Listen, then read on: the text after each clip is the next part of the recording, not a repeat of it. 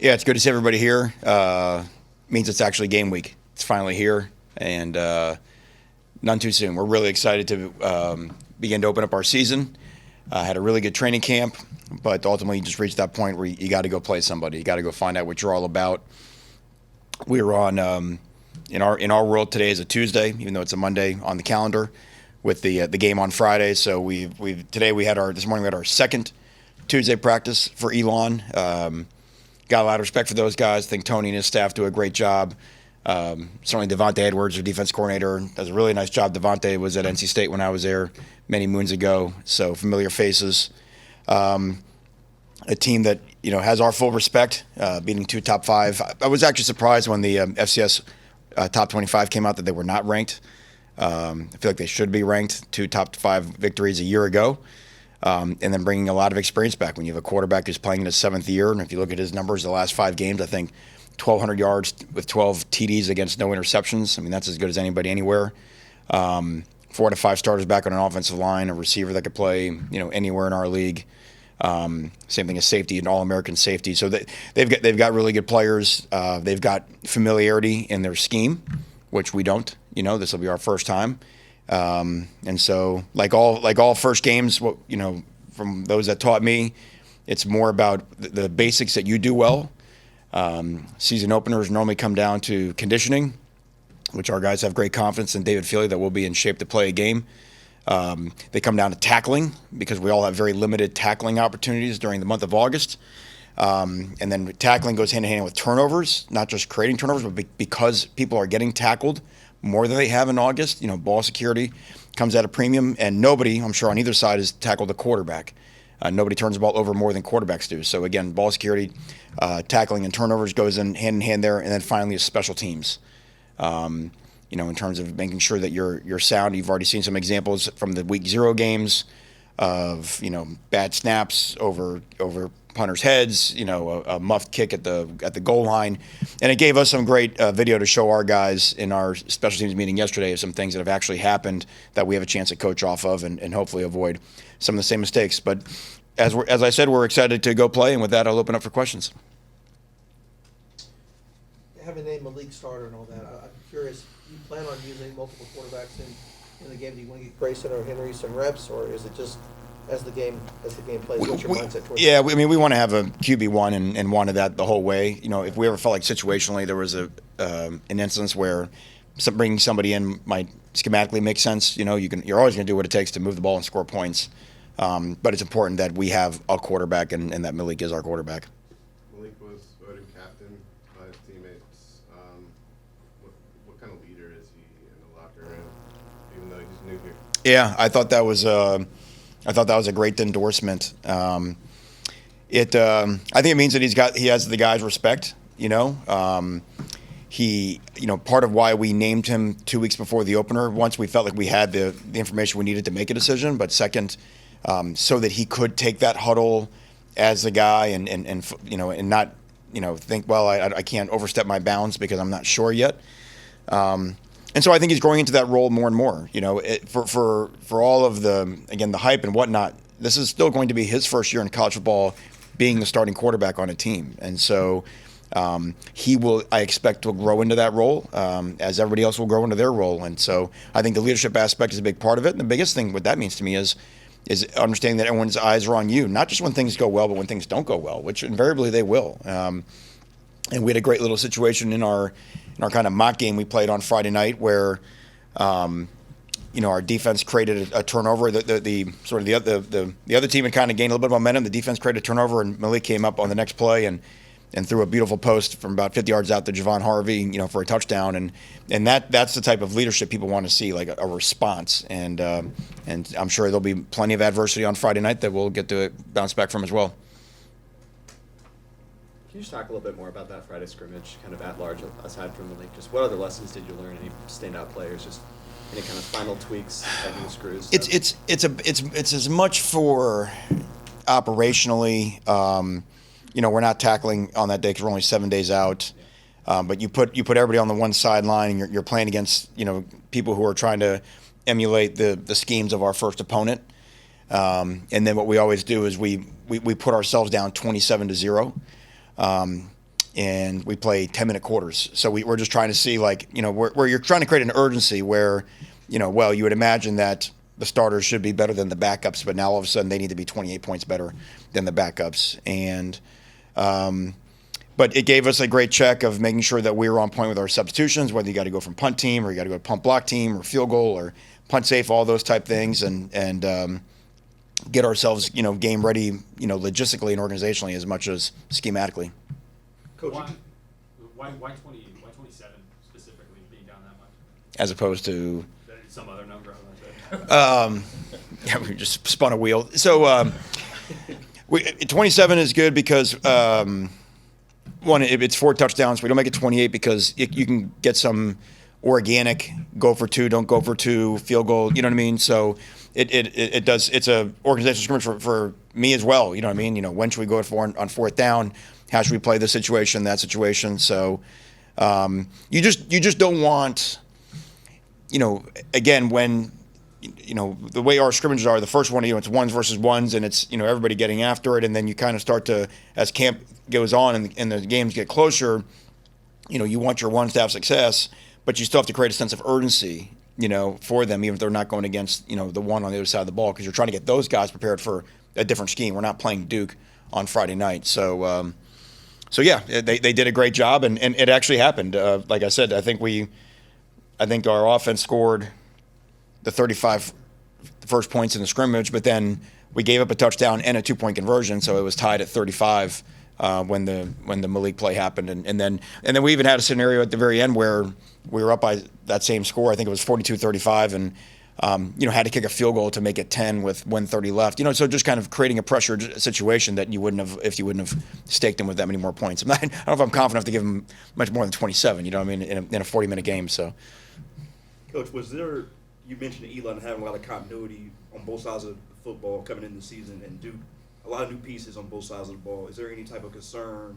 What type of concerns do you have on Friday going into that game with just a bunch of new pieces? Well, it's a season opener, right? And you probably saw the games this weekend, right? They're different games. We're the only sport at any level that plays no type of exhibition or preseason game, right? Even other college sports can play some sort of whatever. We're the only one that when we play the first time, it's real and it's on.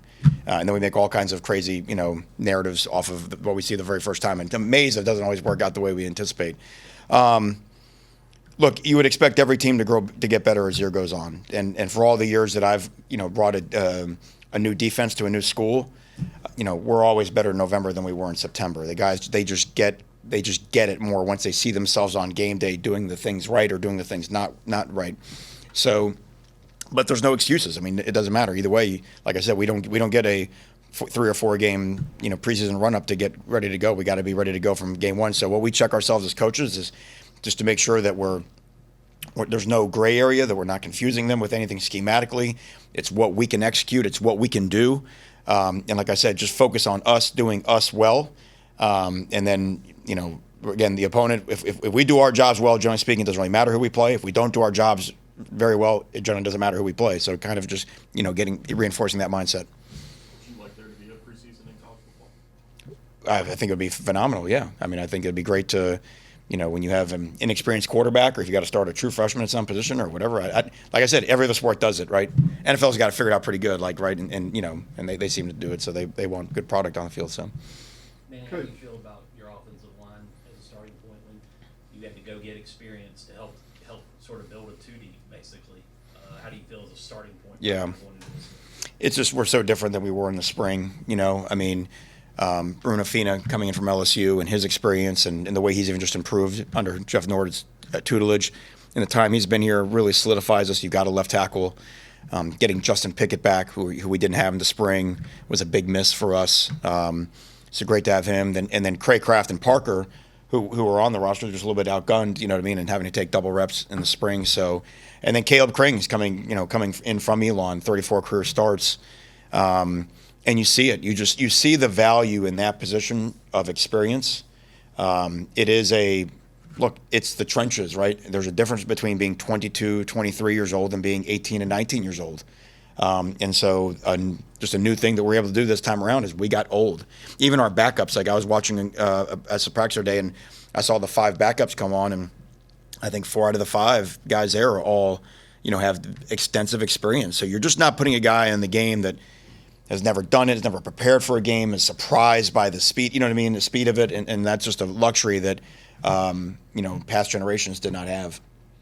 Coach, could I ask you the same question on the defensive front? How are those the guys in the middle? How are they coming along? Yeah, so it's, Aaron has played the most. Kendi Charles, we think, can have a really good year for us. After that, now it's, who's going to step up, The good news is that all the guys we have at that spot have all improved. They've all gotten better, and they all deserve the right to play. But if we knew right now who, I could look at 3 through 6 or 3 through 7. It's hard to exactly say. We were lucky to bring Christian Rory back. Again, another older guy, experienced, been in it, was in this defensive scheme a year ago, so understood the terminology. But we've got some young, talented guys. David Anderson, Des Aladugue, Terry Simmons, Preston Watson. So, you will see a lot of people playing. That's kind of an MO of this defense anyway. You'll just see a lot of people up front playing. And I suspect you would see a lot of that throughout the month of September as those guys. There's no training other than what you get on game day. And you have to remember, those guys suffered for not having the offensive linemen in the spring, because the real reps that we could get of this, we had to kind of turn that down. And so when you're talking about someone's developmental curve, there's some guys that they're a little bit behind. We called the 12 opponents we play. It turns out none of them care, and they want us to play anyway. And so we'll still bring those guys and line them up against Elon. Coach, what's the best way for you all to go into this game Friday with your team and not overlook or underestimate Elon versus playing like in Miami or Florida State, but to know that Elon is a reputable opponent and that your players not overlooking this team heading to Friday night? Yeah, well, we like I said, we have a lot of respect for Elon and their staff and the success that they've had. But it's a game against ourselves, right? I mean, that's what you're doing. You're what you can control is you can control your execution, and this is really what we've talked about going back through spring, which is that there's success and there's excellence, and success is what's managed or measured by how you compare to somebody else. And we're really not actually all that interested in that. We're really interested in excellence. If we run an excellent route, if we throw an excellent ball, if we make an excellent block, it really doesn't matter who you play against. If I'm dependent on success, then I'm really just hoping the other guy screws it up worse than me. And that can work in the short term, but sooner or later, someone's going to catch up to you. The second part, I think, watching the game this weekend again, and that was a big message to our players, is that, look, college football is just storytelling.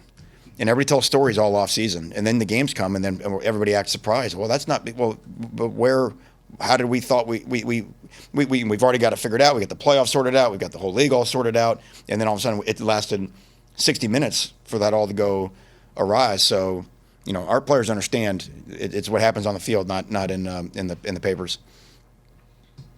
Is there anything from your perspective when preparing for a game that you've changed since your last time as a head coach? Any kind of differences over the course of this first week preparing?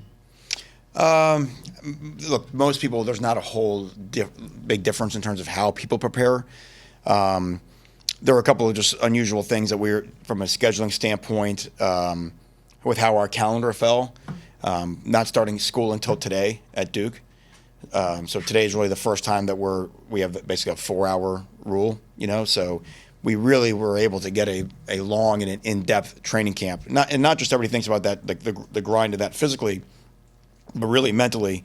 And the thing that impresses me about our players to no end is it might have been to week 4, and we practice in the morning, and we bring them back in the evening for meetings, and we're going over to the indoor to just do a walkthrough on what tomorrow's practice is going to be. And it would be easy at that point to just, enough is enough, right? When are we, and our guys, they're just not that way. I mean, going there, it's like, all right, what are we doing first? And they're not just capacity to learn, but their eagerness to learn.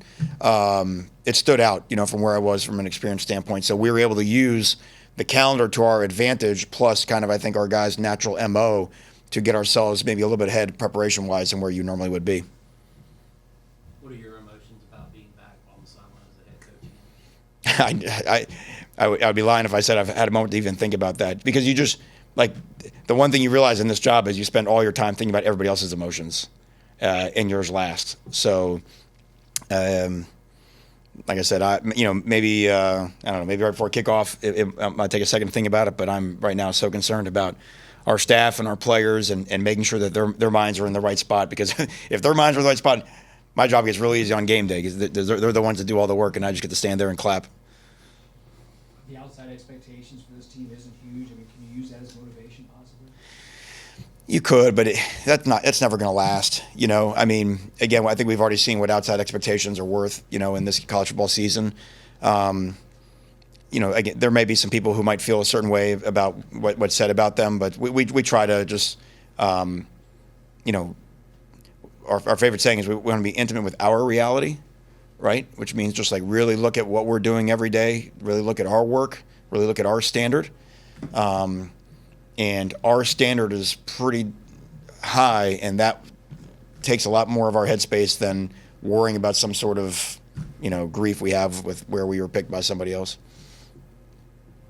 What part of your team are you most looking forward to seeing tested?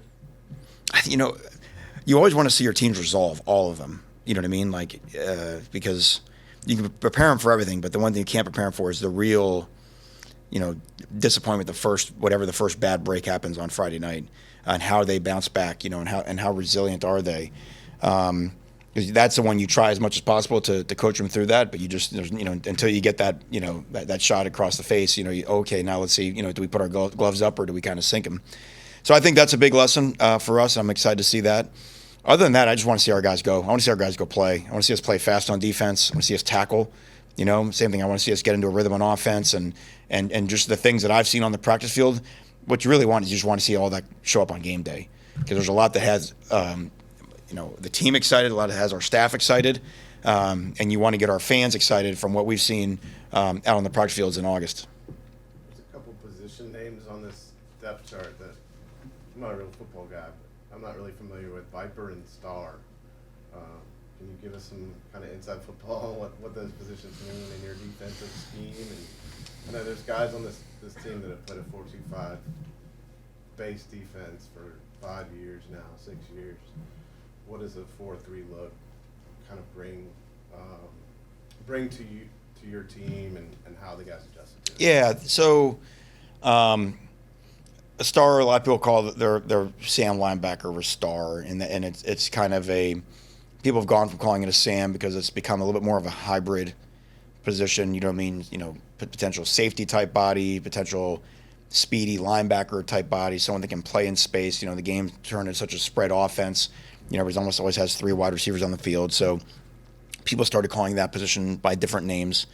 Even a 4-2-5 can mean a lot of different things. Is the fifth guy more of a corner type body? Is the fifth guy more of a safety type body?